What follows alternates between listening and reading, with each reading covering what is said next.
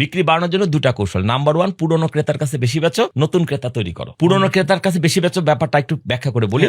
আমার কাছে আমার এই বছর 10 জন কাস্টমার ছিল, 10 জনের কাছে আমি 10 টাকা করে 100 টাকা বিক্রি করেছি, আমার রেভিনিউ হচ্ছে 100 টাকা। পরের বছর আমাকে বাড়াতে হলে ওই 10 জনের কাছে 12 টাকা করে বিক্রি করতে হবে। তাহলে আপনি বলে বাহ, এখানে থেকে 10 জনের কাছে 12 টাকা করে করলে 120 হয়ে যাচ্ছে, আমার তো গ্রোথ চলে আসলো না। আসবে না, কারণ এই 10 টাকার লোকগুলো 12 টাকা কিনবে, ঠিক আছে, যদি আপনি সফল সেলসম্যান হন কিনাইতে পারবেন, কিন্তু দেখা যাবে 10 জনের মধ্যে 8 জন কিনছে, 2 জন হাওয়া হয়ে গেছে, নাই, দুনিয়াতেই নাই, অথবা অন্য প্রোডাক্টের দিকে ছুটে গেছে, অন্য কোম্পানির প্রতি তার লয়াল হয়ে গেছে। তাহলে প্রত্যেক কাস্টমার বাড়লো পার ইউনিট 2 করে, কিন্তু 10-এর জায়গায় হয়ে গেলই 8 বরং 96, টোটাল 100 ছিল আগের বার। তাহলে সবাইকে ইন্ডিভিজুয়াল বাড়ানোর পরেও 2 জন কাস্টমারকে ধরতে না পারা বা ধরে রাখতে না পারার কারণে বরং আরো কমে গেল। কিন্তু আপনাকে তো গ্রোথ এনশিওর করতে হবে, সেটা করতে করবো।